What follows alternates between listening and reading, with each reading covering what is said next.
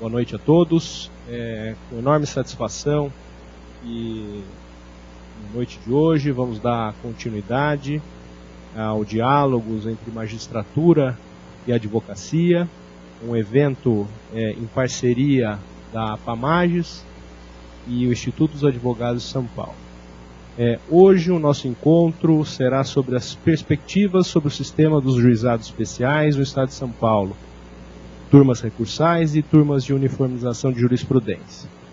E os debatedores dessa noite, que tem a honra de receber, a APAMAGES tem a honra de receber, é o juiz Jorge Tosta, que é mestre em processo civil pela PUC de São Paulo, doutor em Direito Civil pela PUC de São Paulo, juiz de Direito aqui em São Paulo e professor universitário.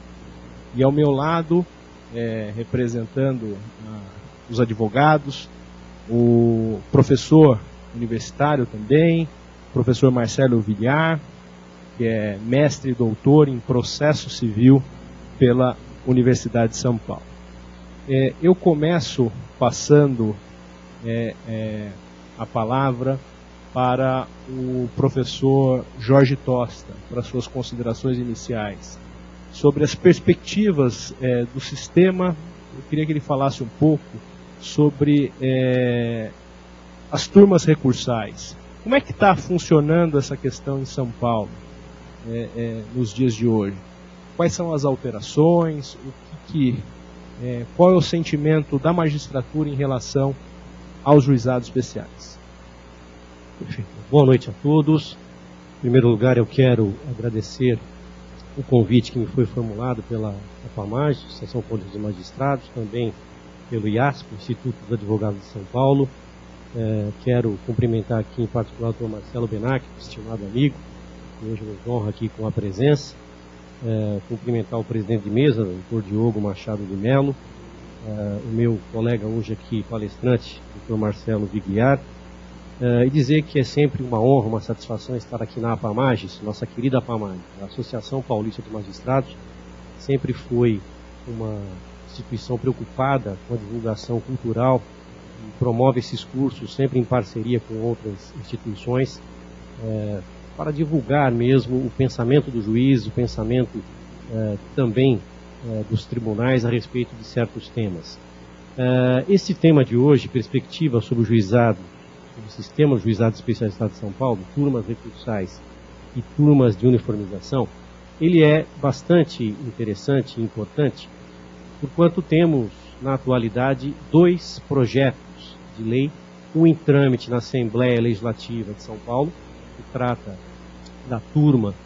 das turmas recursais dos juizados especiais e também da turma de uniformização estadual, e temos também, no âmbito federal, o projeto que foi recentemente encaminhado para o Congresso, aprovado pelo Superior Tribunal de Justiça, da turma nacional de uniformização. De forma que o tema é bastante novo, o tema é de interesse geral, e eu gostaria, antes de abordar especificamente esses 2 projetos e alguns temas mais polêmicos, fazer uma breve perspectiva histórica, um breve levantamento histórico de como nós chegamos nesses projetos atualmente.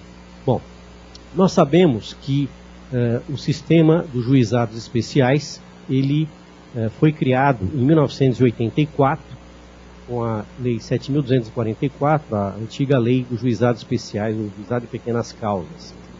O professor Kazuo Watanabe, já naquela época, dizia da importância dos juizados especiais para afastar a chamada litigiosidade contida.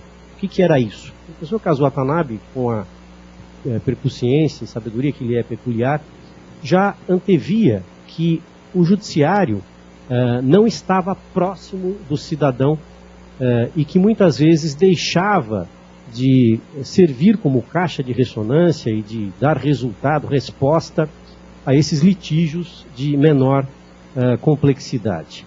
Com o surgimento dos juizados de pequenas causas, aquela litigiosidade chamada contida, que não chegava ao Poder Judiciário, passou a ingressar, a chegar ao Poder Judiciário, e nós então passamos a ter uma preocupação com essa camada da população que até então via o judiciário como algo distante, como algo inacessível. Foi, por assim dizer, um movimento importante de acesso à justiça que permitiu que a população, especialmente a população mais carente, se aproximasse do Poder Judiciário sem aquele formalismo todo do processo comum e sem necessidade de um advogado, pelo menos no que diz respeito a um determinado limite de valor. O juizado especial veio crescendo de maneira bastante vertiginosa e esse crescimento veio acompanhado de uma avaliação bastante positiva da população. É certo que o Poder Judiciário, na atualidade, não tem uma avaliação positiva como nós gostaríamos que tivesse. Há um estudo encomendado, foi realizado esse estudo até pelo Joaquim Falcão, onde ele mostra que o Poder Judiciário está lá na 9ª posição entre as instituições públicas bem avaliadas pela população. E eu diria aos senhores que essa posição só foi alcançada, não é uma posição confortável, uma boa posição, se nós compararmos com outras instituições, mas é certo que esta avaliação ela poderia ser pior se nós não tivéssemos os juizados especiais. Os juizados especiais têm uma avaliação bastante positiva da população, porque ele dá respostas rápidas, ele julga com justiça, né? Se nós olharmos as decisões dos juizados especiais, nós vamos concluir que o serviço prestado pelo Poder Judiciário, especialmente nas relações de consumo, planos de saúde, ele é extremamente importante até para a transformação social, né? A população vê isso de uma maneira bastante positiva, de forma que o sistema dos juizados especiais é hoje a vitrine do Poder Judiciário. Infelizmente, nós não temos tido, não tivemos durante muito tempo, um apoio institucional como deveríamos ter, no sentido de profissionalizar os juizados especiais e fazer com que eles fossem realmente algo bom, de qualidade, e que a população pudesse ter uma avaliação ainda melhor desse sistema. Bom, mas, atento a isso, o então presidente Celso Limonge teve a preocupação de especializar as varas de juizados especiais e criou diversas varas de juizados especiais pelo estado de São Paulo. Esse foi um movimento extremamente importante no sentido de melhorar a qualidade dos serviços dos juizados especiais e, por que não dizer, a qualidade das decisões proferidas pelos juizados especiais. Não sei se os senhores se recordam, mas as sentenças antes da criação das varas específicas de juizados especiais eram proferidas por juízes que judicavam nas varas comuns. Eles eram convocados, muitas vezes voluntariamente, alguns trabalhavam em serviço voluntário, após o expediente normal, para fazer audiências, dar sentenças, enfim, era um serviço extraordinário, não remunerado, que os juízes acabavam tendo que assumir. E, obviamente, os juízes não o faziam de forma prazerosa, de forma com a qualidade que nós esperávamos de um serviço que, se fosse especializado, seria diferente. Então, os juízes dedicavam o seu tempo, embora curto, para tentar solucionar essas questões, mas sempre de uma maneira não profissional, não especializada. Com a criação das varas dos juizados especiais, essa realidade mudou consideravelmente. E eu posso afirmar isso, doutor Marcelo, com absoluta convicção, porque eu fiz parte da primeira experiência aqui no estado de São Paulo sobre o Colégio Unificado dos Juizados Especiais, Colégio Recursal Unificado dos Juizados Especiais.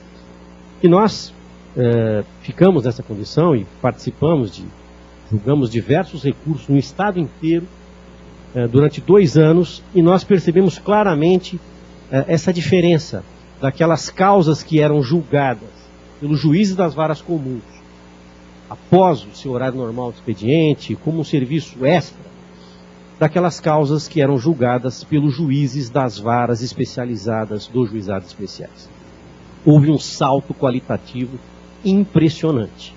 Não só no conteúdo das decisões judiciais, eu não estou aqui criticando juízes que atuavam de maneira cumulativa antes da especialização das varas do juizado, mas estou apenas fazendo um registro de que a qualidade das sentenças, das decisões judiciais após a especialização das varas do juizado foi algo realmente perceptível por todos nós que atuamos nesse colégio recursal unificado. Bom, por que dizer isso? Porque esse movimento de especialização dos juizados especiais, ele ocorreu, infelizmente, apenas na primeira instância. Houve uma tentativa de especialização e profissionalização dos juizados especiais também no âmbito do segundo grau, com a criação, como dizia, desse colégio recursal unificado da capital, cuja experiência foi positiva num determinado momento, mas que, por questões políticas, o presidente que sucedeu o desembargador Celso Limonge entendeu por bem extinguir esse colégio unificado da capital. Deu certo no primeiro momento, com 18 membros, né? Esses membros foram diminuindo com o passar do tempo, uns foram sendo promovidos a desembargador, outros foram desistindo mesmo de atuar nesse colégio unificado e não houve reposição. E a estrutura administrativa também deixou a desejar. Embora nós fizéssemos diversas reivindicações para que houvesse uma estrutura administrativa de processamento desses recursos, isso não ocorreu. Então, de fato, essa experiência, embora tenha sido positiva no primeiro momento, ela não foi boa por falta de uma estrutura melhor, né, desse colégio recursal unificado da capital. Mas a importância desse colégio no âmbito de segurança jurídica foi a unificação do entendimento dos juizados especiais. Porque até então, nós tínhamos diversas decisões proferidas por colégios recursais das suas comarcas, das suas circunscrições, literalmente contrárias ou divergentes umas das outras. Muitas vezes, comarcas vizinhas, uma interpretava de uma forma, o colégio recursal de uma circunscrição interpretava de uma forma, o colégio recursal da outra circunscrição de forma completamente oposta. Obviamente, isso gera insegurança jurídica, porque o que se espera do Poder Judiciário é a segurança jurídica. Eu sempre ressalto isso para os meus alunos. Entre a liberdade, ou a livre convicção do juiz e a segurança jurídica, não há dúvida que devemos optar pela segurança jurídica. Os juízes não gostam dessa afirmação, né? Eles preferem ter liberdade de decidir de acordo com a sua convicção, de acordo com o seu entendimento, e resistem, de certa forma, a seguir um entendimento superior que, eventualmente, não esteja em consonância com aquilo que ele pensa. Mas o fato é que o judiciário não pode ser uma atividade lotérica. Isto é, a parte depende do juiz, da Câmara, da vara do juizado, da turma, que cair o seu recurso, a sua ação, para ter sucesso ou não naquela causa, naquele conflito, naquele litígio. Quer dizer, o advogado tem a dificuldade até de dizer para o cliente, ou dar uma perspectiva do como poderá ser julgado aquele processo, por conta dessa liberdade de convicção do magistrado, que permite decisões conflitantes, decisões divergentes, a respeito do mesmo tema, né? O que, já disse e repito, prejudica sobremaneira a segurança jurídica. E como obter essa segurança jurídica? Como conquistar essa segurança jurídica no âmbito dos juizados especiais? Bom, enquanto nós tivermos esse sistema de turmas recursais em cada circunscrição do Estado, continuaremos a ter o risco da insegurança jurídica, decisões divergentes. E é por isso que a Lei dos Juizados Especiais da Fazenda Pública criou o pedido de uniformização de interpretação de lei federal. Ou seja, pensou-se em trazer um pouco mais de segurança jurídica nesse sistema dos juizados especiais, com a criação de um órgão que pudesse, a partir da constatação da divergência de interpretação da lei federal entre turmas, esse pedido seria julgado por essa turma de uniformização, que fixaria um entendimento único, trazendo então a almejada segurança jurídica dos juizados especiais. Bem, essa experiência ou essa iniciativa foi bastante positiva. No âmbito federal, essa turma foi criada até muito antes do que aqui no estado de São Paulo. E aqui no estado de São Paulo, essa turma foi criada pela resolução 553/2011, a chamada turma de uniformização dos juizados especiais, que estabeleceu no artigo 6º, caberá pedido de uniformização de interpretação de lei quando houver divergência entre decisões proferidas por turmas recursais sobre questões de direito material ou processual. Aqui vem uma primeira questão. A lei dos juizados especiais da Fazenda Pública estabeleceu o pedido de uniformização de interpretação de lei apenas em relação a direito material. Não estabeleceu o pedido em relação à divergência sobre o direito processual. Não obstante isso, o provimento 7 de 2010 da Corregedoria do Conselho Nacional de Justiça criou um instrumento, vejam que por ato administrativo, embora tenha natureza processual, criou a chamada consulta, isto é, permitindo que as turmas de uniformização, quando a divergência entre turmas recursais versasse sobre questão processual, a parte ou o Ministério Público poderiam provocar a turma de uniformização, através da chamada consulta, para que o entendimento fosse uniformizado. Então, o provimento 7 de 2010 criou a consulta. E a resolução 553 de 2011 do Tribunal de Justiça de São Paulo não previu a consulta, diferentemente da resolução do provimento 7 do Conselho Nacional de Justiça, mas acrescentou a possibilidade de ser manejado, ser interposto o pedido de uniformização de lei em relação não só ao direito material, mas também ao direito processual. Claro que poderíamos discutir a constitucionalidade disso, porque nós sabemos que a Constituição Federal diz claramente que em matéria processual somente a União pode legislar. Claro que no âmbito dos juizados especiais nós sabemos que lei estadual também pode versar sobre matéria processual. Mas é importante ressaltar que em matéria de processo vige o princípio da legalidade. Isto é, somente lei pode versar sobre matéria processual. No âmbito dos juizados especiais, repito, é possível, a Constituição autoriza, que lei estadual possa tratar de matéria processual. É uma exceção que a Constituição prevê. Normalmente, matéria processual, só a União pode legislar. Então, quer me parecer que resoluções, provimento do Tribunal de Justiça que criem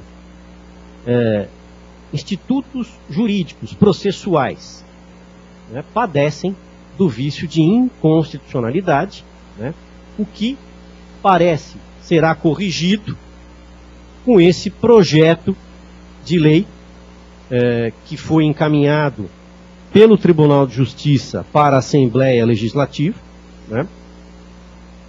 Esse projeto de lei já está em trâmite na Assembleia Legislativa. O relator é o deputado Fernando Capês, que já deu sinal de que vai encampar realmente esse projeto, e tudo indica que neste ano ainda esse projeto de lei será aprovado. Nós vamos criar 100 cargos de juízes com dedicação exclusiva nessas turmas recursais e turma de uniformização dos juizados especiais, fazendo com que nós tenhamos a almejada profissionalização e especialização do segundo grau, também no âmbito dos juizados especiais. E aqui é importante ressaltar, como se trata de lei estadual, se aprovada for, não me parece, não há nenhum problema, quer me parecer, em ampliarmos a competência, ou, melhor dizendo, a matéria, no que diz respeito ao pedido de uniformização, também a questões processuais. Bom, esse projeto, ele anda par e passo, é importante ressaltar isso, que agora, recentemente, o Superior Tribunal de Justiça aprovou, por unanimidade, uma proposta de projeto de lei que cria a turma de uniformização nacional. E vejam, senhores, claro que com o surgimento dessa turma, ou desse colégio recursal unificado, aqui em São Paulo, com 100 cargos, e mais a turma de uniformização, muito provavelmente, no âmbito dos estados, especialmente no estado de São Paulo, nós teremos a segurança jurídica que todos nós almejamos, e nós não teremos mais aquela divergência de interpretação, seja de matéria de direito material, seja de direito processual. Mas e se essa divergência ocorrer em relação a turmas de estados diferentes? Isto é, uma turma do Colégio Recursal dos Juizados Especiais de São Paulo julga de uma forma e a turma do Colégio Recursal da turma dos Juizados Especiais de Minas Gerais julga de outra forma. Bom, como isso era resolvido até então?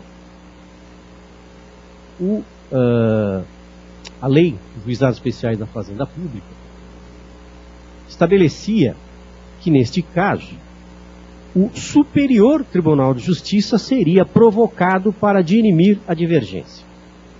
Eu já tive a oportunidade de tratar desse assunto na nossa obra Juizados Especiais da Fazenda Pública, e lá nós sustentamos que esse artigo da Lei dos Juizados Especiais da Fazenda Pública seria inconstitucional, porque está criando uma nova hipótese de competência do Superior Tribunal de Justiça que não está prevista na Constituição Federal.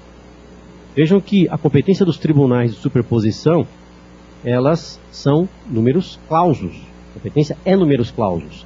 Ela está descrita taxativamente na Constituição Federal.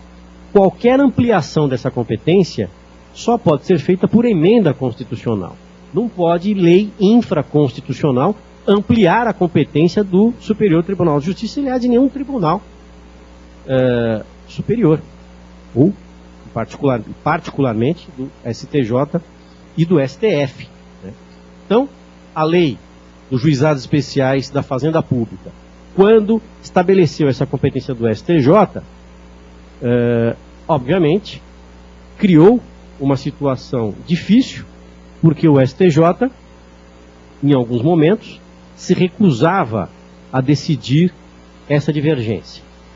Até que o STF, a ministra Ellen Grace, num voto que acabou provocando até a criação desse projeto de lei, disse o seguinte: bom, até que lei crie turma nacional de uniformização, cabe dar uma interpretação elástica ao Instituto da Reclamação, permitindo que o Superior Tribunal de Justiça aprecie essa divergência das turmas dos estados.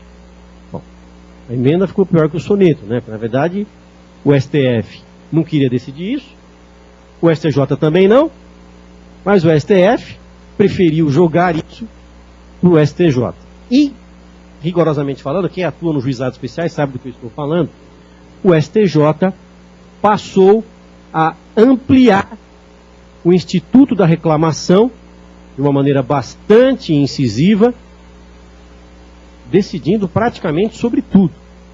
Em matéria processual, em matéria em direito material, volta e meia, nós que atuamos nos juizados especiais, recebemos lá da Corregedoria o comunicado: olha, reclamação número tal do Superior Tribunal de Justiça suspendeu todos os processos relativos à matéria tal até a decisão final da reclamação. Ou seja, o STJ passou a decidir algo que não era de sua competência, não deveria ser de sua competência, embora com o objetivo nobre de uniformizar a interpretação da lei federal, mas de uma maneira às avessas, né? E então, agora, nós temos o projeto de lei 5441 de 2013, recentemente encaminhado ao Congresso Nacional, que corrige essa situação, criando a Turma Nacional de Uniformização, cuja competência será, particularmente, para julgar o pedido de uniformização, de interpretação de lei federal, quando houver divergência entre turmas de estados diferentes ou do Distrito Federal. E também quando a turma de uniformização estadual der à lei federal interpretação divergente do que o STJ dá ou súmula do STJ. Há um outro problema aqui, que eu também já tive a oportunidade de falar sobre isso. Aqui se fala, nesse projeto, a professora Tereza Alvim sempre criticou isso, e a meu ver com razão. Esse projeto de lei, ele estabelece a possibilidade dessa Turma Nacional de Uniformização julgar o pedido de uniformização sempre que houver, né, sempre que as turmas de uniformização estaduais derem à lei federal interpretação divergente ou decidirem em contrariedade com jurisprudência dominante ou súmula do Superior Tribunal de Justiça. Bom, quanto à interpretação divergente de súmula do STJ, me parece perfeito, porque realmente contrariar súmula do STJ, embora não tenha caráter vinculante, me parece bastante sério. Eu acho que as turmas recursais e, mais ainda, as turmas de uniformização estaduais devem ter uma preocupação muito clara em respeitar as súmulas do Superior Tribunal de Justiça, porque afinal é quem dá a última palavra em direito federal. Então, sempre tendo como mente, como objetivo, a segurança jurídica, então vamos nós, juízes de primeiro grau, mesmo juízes atuantes dos colégios recursais, ter a ousadia de decidir contrariamente ao entendimento que já está sumulado pelo Superior Tribunal de Justiça. E me parece que isso seja minimamente razoável. Então, aconteceu, o projeto tem o incidente, ou o pedido de uniformização de interpretação de lei, sempre que contrariar a súmula do STJ. Agora, o problema está nessa expressão contrariar jurisprudência dominante. Senhores, o que se deve entender por jurisprudência dominante? Eu, particularmente, tenho dificuldade de entender o que é jurisprudência dominante. É 50% mais 1? Existe algum órgão estatístico que fica lá diariamente somando, olha, nós temos 200 acórdãos no sentido, 199 em outro, então a jurisprudência é dominante. Essa expressão jurisprudência dominante, como dizia, ela não traz segurança jurídica, porque fica ao sabor do relator, do julgador, na ótica dele. Bom, eu acho que isso é dominante. Na pesquisa que eu fiz aqui, encontrei vários acórdãos em determinado sentido, então é dominante. Senhores, nós sabemos, primeiro, não há nenhum órgão estatístico que nos demonstre com objetividade quantos acórdãos existem em um determinado sentido em relação a certa matéria, ou em outro sentido. Segundo, nós sabemos que o que hoje é dominante, amanhã pode não ser. Então, qual é a segurança você admitir ou permitir, o Código prevê isso, muitas vezes a rejeição de um recurso baseado em jurisprudência dominante, né, em algo inseguro como essa expressão dominante. Né? Então, me parece que essa seja uma expressão feliz e que isso deveria ser definitivamente abolido do Código, abolido desses projetos, porque isso realmente é um problema. Interpretar o que é jurisprudência dominante é um problema. Então, me parece que, tirando esse esse pequeno defeito desse projeto, ele é bastante positivo nesse aspecto. Para encerrar, eu só gostaria de falar que esse pedido de uniformização de interpretação de lei, ele tem natureza recursal, embora a turma de uniformização não seja uma instância recursal. Pode parecer contraditório isso, mas não é. Vejam, como nós definimos um recurso? Como nós definimos se o meio de impugnação tem natureza recursal ou não?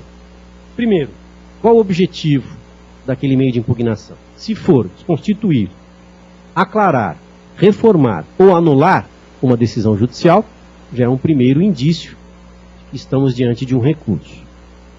Segundo, esse meio de impugnação ele é endoprocessual, ou seja, dentro da mesma relação jurídica. Se positivo, decididamente estamos diante de um recurso. Isso é importante para distinguir os outros meios de impugnação contra decisões judiciais, embargo de declaração, mandado de segurança. Então, se tem o objetivo de aclarar, reformar, desconstituir ou anular a decisão e é endoprocessual, tem natureza recursal. E esse pedido de uniformização, ele efetivamente substitui. Esse é um outro requisito importante, a natureza ou o efeito substitutivo da decisão.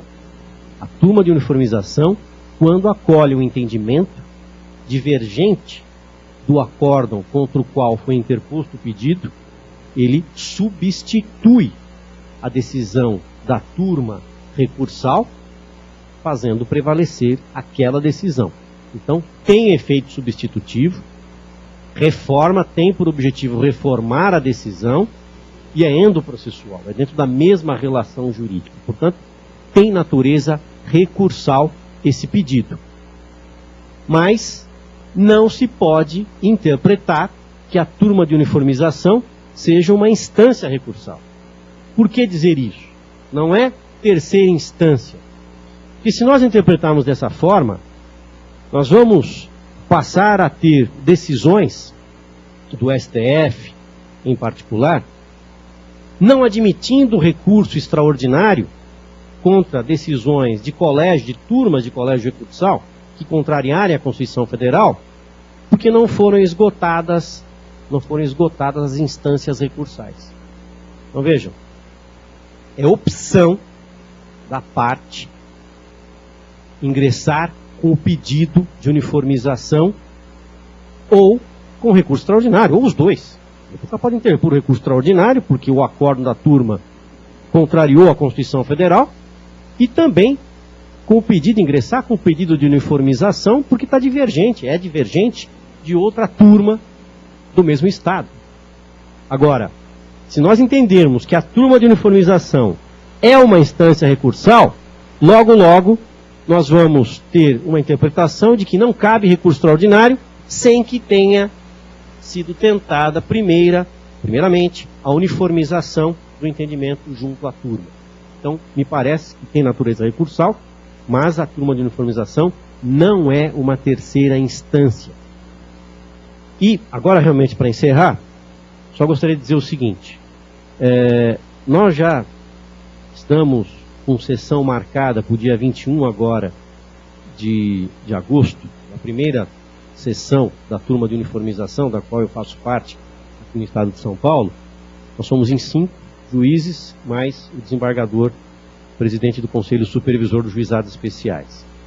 E nós já recebemos diversos pedidos de uniformização e temos percebido o seguinte, os advogados não estão fazendo o confronto analítico dos julgados.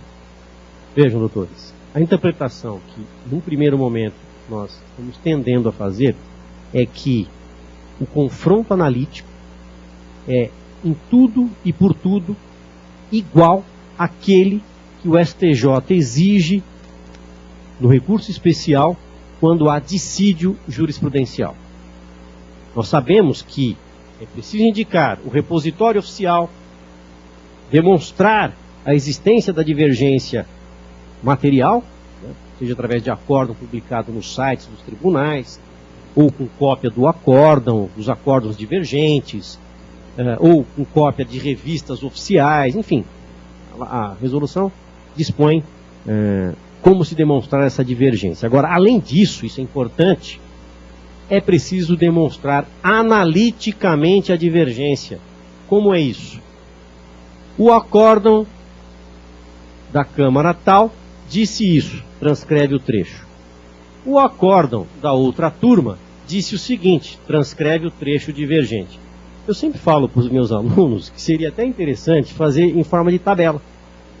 Né? Você faz uma tabelinha, numa coluna da esquerda você coloca acórdão recorrido da turma tal, acórdão da turma tal, e vai transcrevendo lado a lado os trechos que evidenciam a divergência.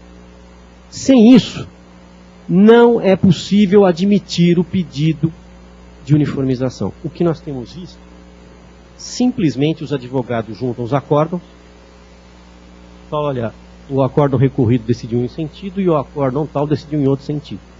Requeiro que a turma uniformize o entendimento no sentido tal. Em síntese, é isso que a maior parte dos advogados tem feito, não fazendo esse confronto analítico.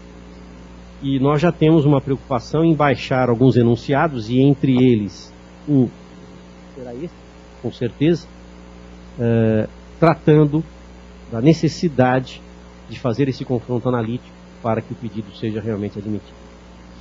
São essas as minhas considerações, eu agradeço a atenção e fico à disposição depois para eventuais indagações. Muito obrigado pela atenção de todos. Agradeço ao professor Jorge Tosta pelas considerações, especialmente pela explanação da situação legislativa atual em torno dos juizados. De ato contínuo, passo a palavra para as suas considerações ao professor Marcelo Villar. Dr. Diogo Machado de Mello, meu colega de ASP, Dr. Jorge Costa, ilustre magistrado, senhores magistrados que nos assistem pela via satelitária. É um prazer estar aqui na Pamages, em conjunto com o IASP, para falar desse tema que me é muito caro, a uniformização de jurisprudência. Em 2002 foi objeto da minha tese de doutoramento, a uniformização de jurisprudência, e qual não foi a minha surpresa de verificar quão pouco era usada a uniformização de jurisprudência e como o sistema de uniformização de jurisprudência era perverso e cruel, admitindo diversas etapas perante os tribunais de admissão do incidente, de forma que praticamente inviabilizava a uniformização. Também era um tempo que o nosso Tribunal de Justiça aqui de São Paulo tinha pouquíssimas súmulas.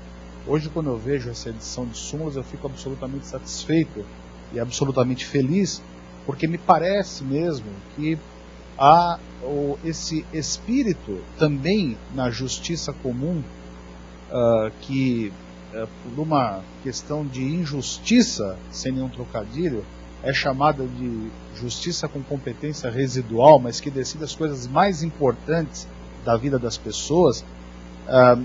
É uma felicidade para mim verificar que a jurisprudência vem ganhando um espaço tão grande, o tema jurisprudência vem ganhando um espaço tão grande nesse sistema. Eu poderia aqui falar alguma coisa sobre a jurisprudência, sobre a diferença do nosso sistema de uniformização e o sistema da common law, mas eu gostaria de centrar mesmo na questão dos juizados, porque é o objeto do nosso encontro, e lembrar algo extremamente importante que constituiu para mim uma vez, quando tinha apenas terminado o meu mestrado, fui convidado para dar uma palestra na Associação dos Magistrados do Rio de Janeiro, dos Magistrados Federais do Rio de Janeiro. E havia uma situação muito interessante, porque esses magistrados, eles tinham um número que eu vou estimar aqui, mas eles tinham cerca de 3.000 ações previdenciárias tramitando por todos os magistrados. E alguns deles tinham algumas ações coletivas. Alguns deles. E eu lembro de falar para os magistrados, e até quando nós estávamos esperando o início da nossa intervenção, eu ia contar esse caso para o Diogo, o Marcelo, enfim, mas eu lembro de conversar com eles e dizer para eles o seguinte: olha, aqui no Rio de Janeiro, essa cidade tão linda, como que o magistrado quer ficar com tantos processos quando é possível por vários meios processuais fazer um único processo e julgar para todo mundo, né? Isso é uma preocupação, portanto, minha antiga, de coletivizar os julgamentos e coletivizar o processo. Já cheguei a escrever que, em matéria de sentença meramente declaratória, não havia o porquê dos juizados especiais cíveis não terem competência para ação civil pública. Não tem porquê. Em matéria meramente declaratória. Vou dar o exemplo da taxa básica de determinada empresa de telefonia, em que uma única ação resolveria o problema nos juizados especiais de São Paulo. Uma única ação. E era puramente declaratória. Ou a taxa pode ser cobrada ou não pode. Não tem matéria de prova. Porque é verdade, o juizado não pode se submeter a uma matéria de prova exaustiva, com perícia, porque isso rompe com o princípio do juizado. Ora, meramente declaratória, isso era uma coisa possível. Eu estou fazendo esse jogo de processo coletivo com o juizado porque esses microsistemas dentro do sistema do processo civil, eles não só convivem, como eles precisam conviver. É importante para que nós tenhamos a segurança jurídica que o Tosta falou aqui ao longo da exposição. A única forma de nós contarmos com isso, considerando que o nosso legislador não coopera, a única forma que nós temos é de levar ao judiciário, ou coletivamente, ou mediante uma jurisprudência vinculativa, não estou falando de súmula vinculante, estou falando de uma jurisprudência vinculativa, nós darmos à sociedade de volta aquilo que a sociedade precisa. Quer saber o que eu faço em determinada situação? O jurisdicionado paga um preço muito caro, para o que você falou, de nós termos algo do tipo a Câmara 1 julga de um jeito, a Câmara 2 julga de um outro. E eu me submeto a um programa de computador para cair na Câmara 1 e na Câmara 2. E eu costumo também falar para as pessoas nas minhas palestras, enfim, que eu não confio no profissional de informática, porque é com ele que eu tenho que contar, na verdade. Se eu cair na Câmara 1, eu ganho, mas se o distribuidor me jogar na Câmara 3, eu perco. O mesmo direito. Isso é de uma insegurança absurda. Isso faz com que a magistratura perca o prestígio. E, portanto, vai parar no 9º lugar, como você bem colocou, o que é imerecido. Imerecido. Agora falo dos meus colegas um pouco, os advogados, que são contrários a esses sistemas de uniformização, contrários a interesses individuais homogêneos, que é dessa parte do processo coletivo, porque dizem que isso atrapalha a advocacia, e também ouso aqui também, como disse o Costa, de discordar de alguns magistrados, de advogados, de juristas de renome, que esse sistema de uniformização como um todo vai engessar o judiciário, né? Ou vai fazer o juiz, entre aspas, a boca da lei. Eu acho que isso é uma grande bobagem, porque, em verdade, os nossos magistrados, eles têm condição, sim, e nós temos, sim, advogados e jurisdicionados que confiar na nossa justiça.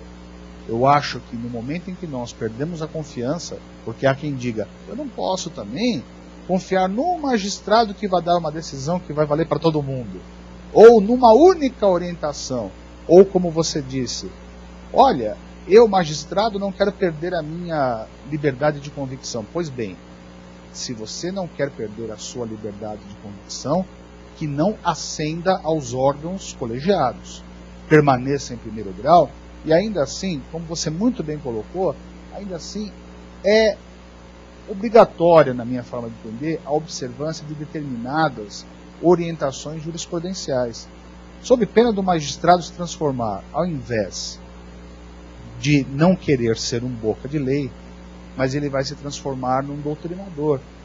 E o processo, a decisão, aquilo que interessa às partes, não pode ficar submetida a caprichos de eu entendo isso. Ora, quando nós entendemos isso ou entendemos aquilo, nós nos matriculamos num curso de pós-graduação e escrevemos um trabalho acadêmico. E aí, aquele que não gosta do trabalho acadêmico, não lê, não compra o livro, não aceita, mas aquele que gosta, compra. Eu tenho essa convicção comigo, não é?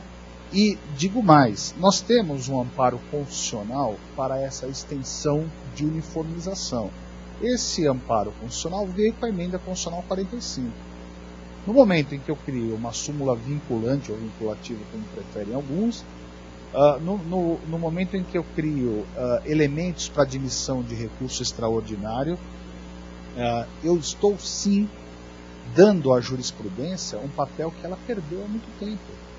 Na realidade, quando você diz o que é uma jurisprudência dominante, nós não temos mesmo como responder essa questão, mas muito pior é ter jurisprudência divergente.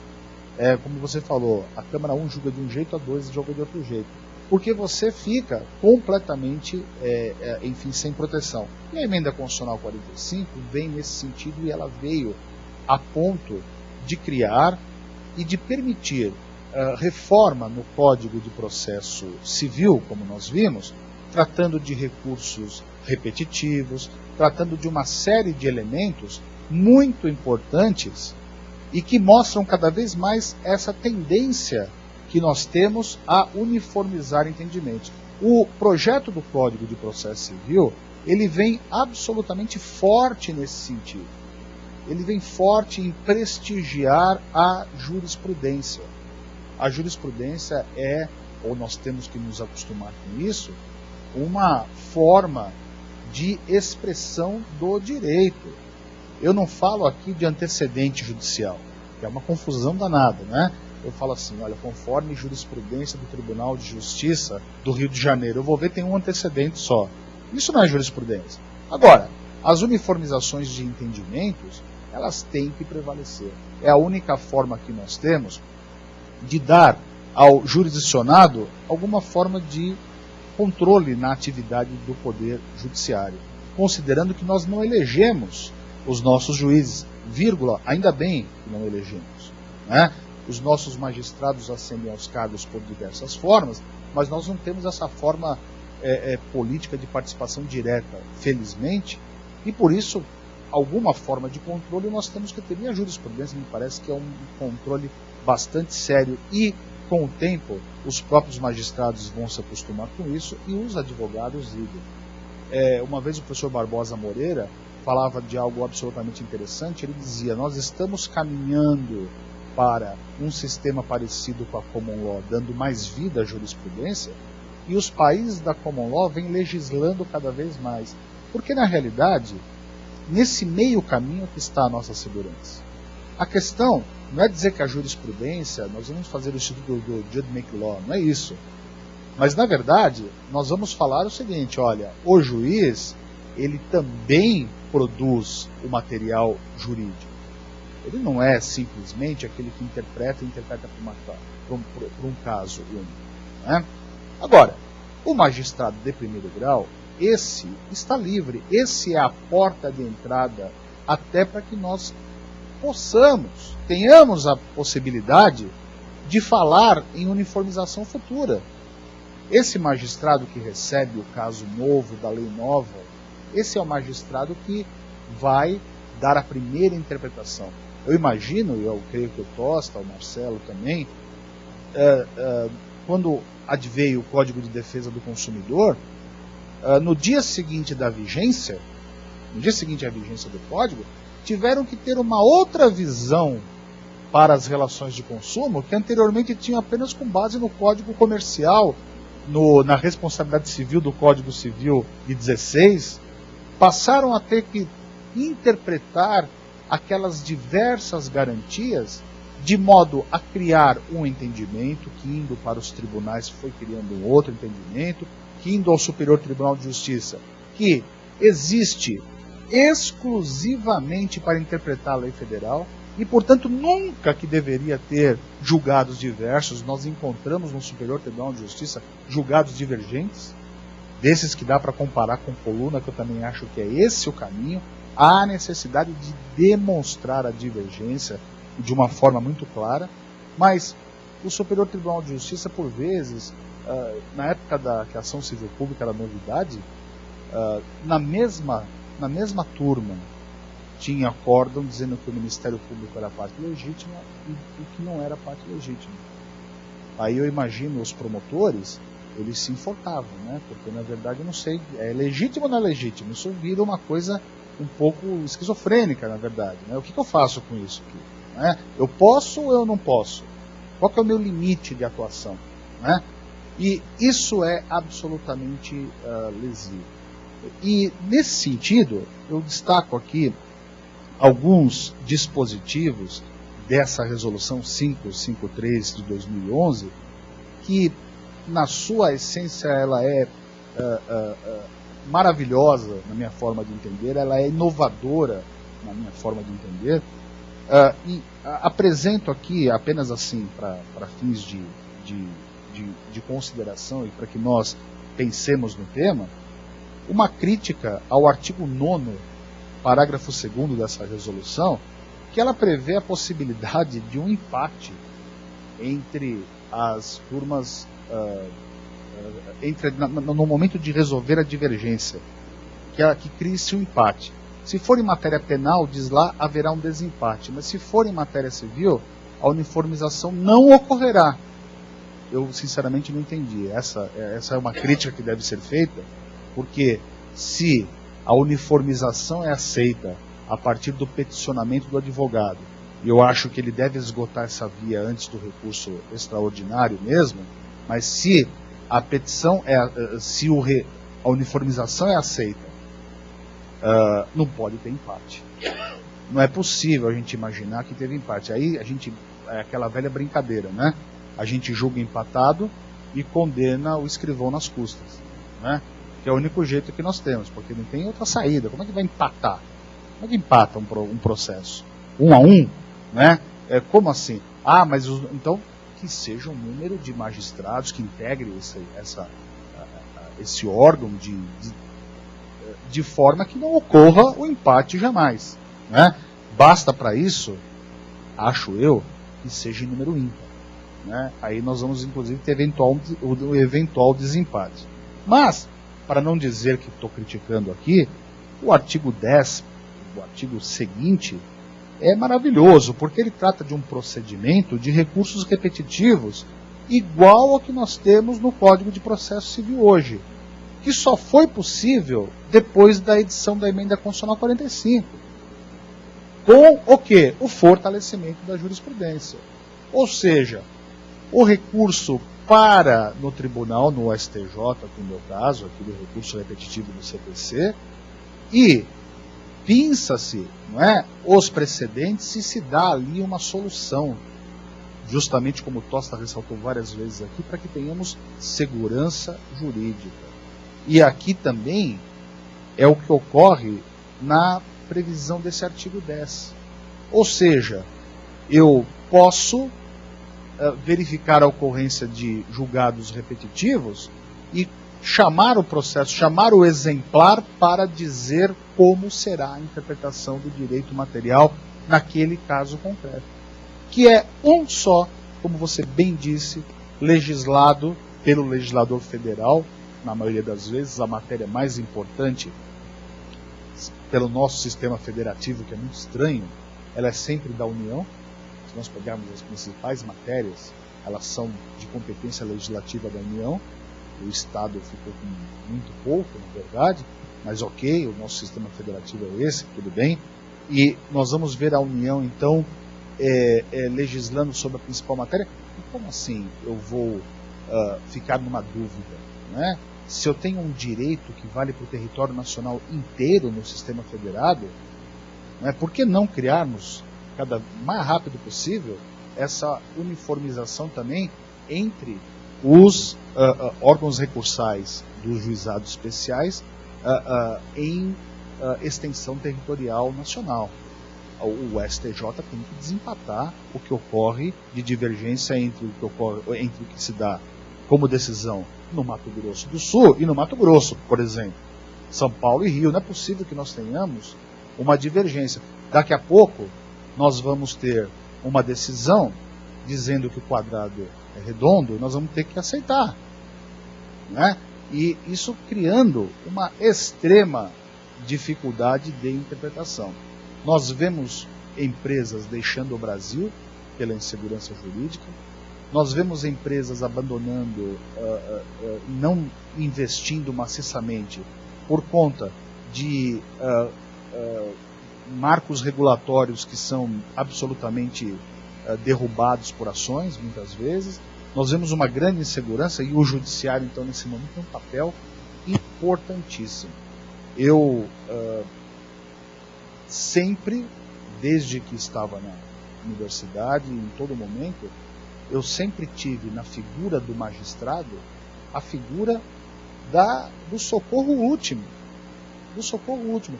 Eu vou falar um tema aqui que é muito simples e todo mundo tem em casa esse tema, que é o problema de plano de saúde. É o problema de plano de saúde. Quer dizer, nós não só não temos uma saúde pública que funciona, mas temos uma saúde privada que também cria problema. E nesses casos eu vou me socorrer de quem? Do Poder Judiciário. E nós temos que confiar. Sim, o órgão recursal, mesmo que formado por juízes de primeiro grau, é uma instância importantíssima e de extrema confiança para dar segurança jurídica. Se eu perder essa confiança, o sistema judiciário cai. Aliás, né, perde a sua principal peça, que vai justamente decidir esses confrontos, esses conflitos. E com isso, eu tinha separado alguns itens e fui até riscando, porque o Tosta me fez a especial gentileza de tratar desses temas, e de uma forma muito mais profunda, razão pela qual eu também encerro aqui a minha participação, agradecendo essa oportunidade e destacando esta necessidade que nós temos de uniformizar jurisprudência e darmos a devida atenção aos processos coletivos. Né? Nenhum dos dois é novidade mais, nenhum dos dois constitui novidades jurídicas, e ainda hoje nós ouvimos pessoas falando: nossa, isso é uma grande novidade. A Lei da Ação Civil Pública é de 85, né? É um forte meio, diante da eficácia da coisa julgada material, é um forte meio de uniformizar decisões. Né? Uma decisão erga omnes é um grande, depois que transitou em julgado, é um grande meio de dar garantia. Né? Nos juizados agora, com essa preocupação de uma uniformização, isso é uma tranquilidade muito grande. Ou bem, só para exemplificar, um plano de saúde deve respeitar a vontade do médico do paciente, ou bem o plano de saúde deve respeitar a vontade do médico do plano de saúde. Duas coisas não dá. Né? Duas coisas não é possível. E nós temos esta possibilidade de implementar esses sistemas. Cada vez mais eu acho isso importante. Sem que haja discurso de engessamento e sem que os nossos colegas advogados venham a dizer que isso encurta ou absorve o mercado. Eu acho que isso é uma grande bobeira, porque na realidade nós temos sim a possibilidade de trabalhar inclusive na orientação, na preparação, em outras tantas atividades jurídicas que não o contencioso do dia a dia, que dá muito mais trabalho que prazer. Né? Então eu queria encerrar agradecendo essa oportunidade e também ficando aqui à disposição para eventual questionamento. Obrigado. Agradeço, professor Marcelo Villar. Nós temos ainda mais 10 minutos e agradeço os palestrantes por tornar esse tempo tão exíguo, porque o tema realmente carece de mais. Nós ficaremos aqui a noite toda. Eu separei algumas questões e até peço desculpas aos que estão nos vendo, por não poder selecionar todas, e na medida do possível passarei os palestrantes aqui, na medida do possível também responder por e-mail, enfim. Eu selecionei algumas, eu vou ler mais ou menos o contexto. As questões são feitas tanto para o professor Jorge Tosta, como também para o professor Marcelo Villar, e até aproveitando para as considerações finais, uns 5 minutos cada um, para a gente não estourar o tempo. Uma das questões trazida por um advogado, Marco Menezes, que até uma consideração sobre a formalidade na uniformização de jurisprudência comentado pelo professor Jorge Tosta. A questão é bem extensa, mas eu resumiria da contradição. Partindo do pressuposto, da premissa que a uniformização de jurisprudência há um interesse público nessa segurança jurídica, e partindo da premissa da informalidade que norteia, um dos princípios que norteiam o juizado, não seria contraditório a exigência desse formalismo tal como previsto no recurso especial? Esta é uma questão. Também tem uma questão do Dr. André Ortmann a respeito dos precedentes na reforma do CPC. Essa é endereçada também para os dois poderão falar, mas também advindo da fala do professor Villar. Tem uma questão também aqui do professor, inclusive Paulo Lucon, que está nos assistindo, a respeito das decisões dos JECs, se elas podem servir de fundamento de recurso especial com base no 105C da Constituição. Essa também para os dois. E eu passo a palavra para o professor Tosta e depois para o professor Marcelo. Bom, em primeiro lugar agradeço as perguntas e me sinto bastante honrado com a pergunta do professor Paulo Lucon. O professor Lucon, que é um exímio processualista, todos conhecem, e a gente fica bastante preocupado, né, com a resposta que nós podemos dar, porque o professor Paulo Lucon é realmente um profundo conhecedor do direito processual e mestre de todos nós, mas vamos tentar, na medida do possível. Bom, primeiramente a primeira indagação aí no que diz respeito à eventual contradição com os princípios da informalidade em relação a essa exigência de demonstração do confronto analítico da divergência. Bom, para ser bastante direto, eu diria o seguinte: certa feita eu vi o saudoso ministro Saulo de Figueiredo Teixeira, dizendo o seguinte: o STJ, ele não julga o processo, ele julga o acórdão. Ou seja, esses incidentes excepcionais, esses recursos excepcionais, essas medidas excepcionais, elas não são, por assim dizer, um reexame de tudo aquilo que foi discutido e debatido no processo. Elas existem para corrigir um desvio do sistema em caráter excepcional. E tendo em vista essa excepcionalidade, nós não podemos transformar esses órgãos numa outra instância recursal. Por isso nós temos que focar naquilo que efetivamente é o desvio do sistema. Então, assim como o STJ ele julga o acórdão contrariou a lei federal, o acórdão divergiu de uma interpretação dada por outro tribunal, é no acórdão que nós temos que identificar isso. E a partir da análise do recurso em confronto com o acórdão. A partir da análise do pedido de uniformização em confronto com os acórdãos. Então vejam, a turma de uniformização não vai ficar analisando os processos todos, tudo aquilo que foi discutido e debatido, para encontrar a divergência, para saber se a matéria é similar, se não é. Quem tem que demonstrar isso analiticamente é o advogado, diante da excepcionalidade que é o pedido de uniformização. Senão nós vamos transformar a turma de uniformização numa terceira instância, o que não me parece adequado. Eu posso falar uma coisa, Marcelo? Acho que você concorda comigo pelo que você está falando. os fatos não são devolvidos para o tribunal. Você não tem matéria fática devolvida para o tribunal. É a tese jurídica. Est juris. É a tese jurídica. Senão, realmente, aí, ao invés de nós criarmos um meio de segurança, nós vamos criar, como você falou, uma instância a mais, e aí adeus julgamento e solução do conflito.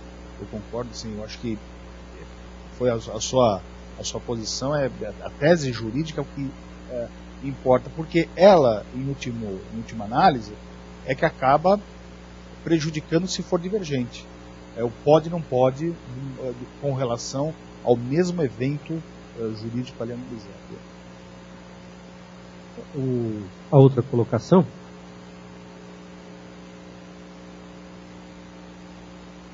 Eu vou deixar o Marcelo responder primeiro, porque ele estava tratando do assunto. Então, vem do Paulo Lucon, né, se as decisões dos JECs podem servir de fundamento de recurso especial com base no 105C da Constituição Federal.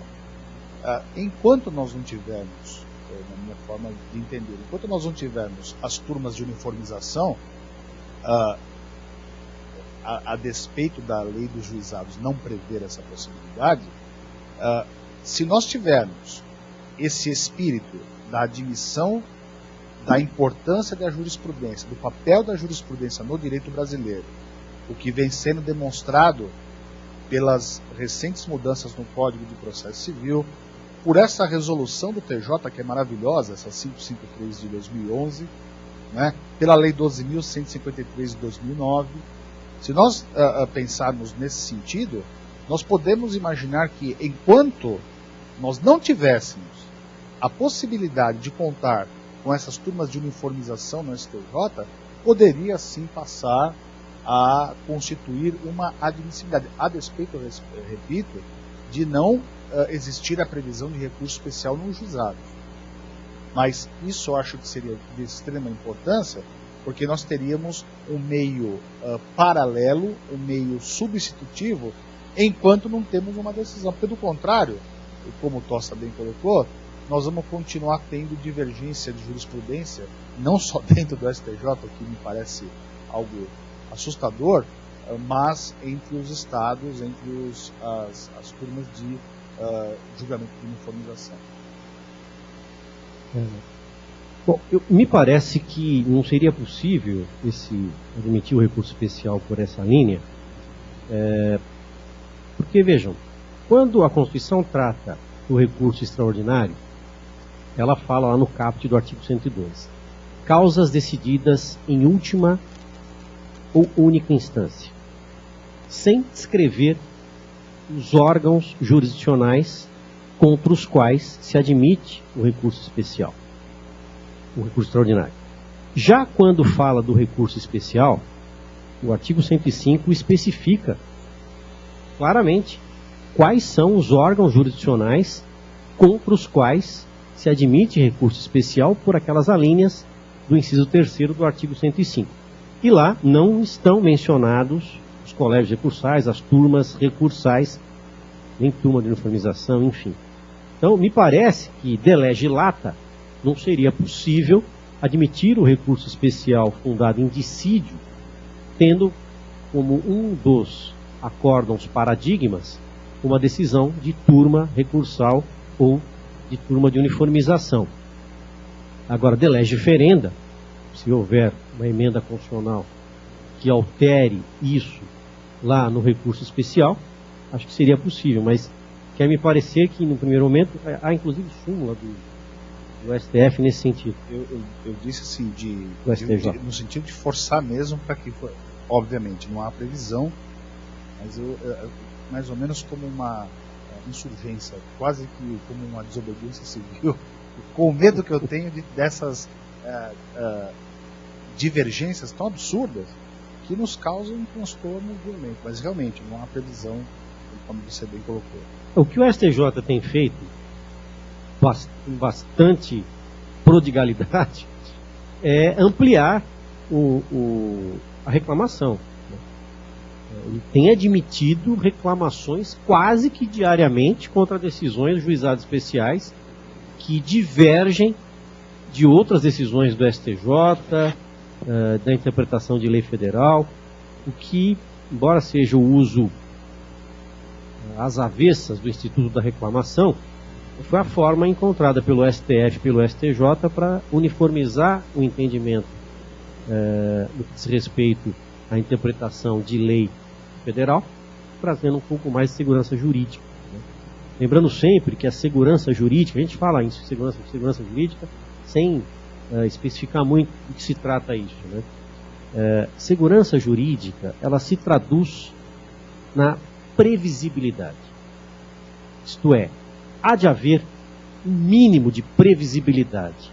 É isso que se espera do Poder Judiciário. Né? Embora, às vezes, você tenha uma lei que estabeleça claramente um instituto, uma disposição, uma questão, você tem acórdãos contrariamente àquilo que diz a lei. Então, a lei deveria trazer essa segurança jurídica. Como o objetivo principal é esse.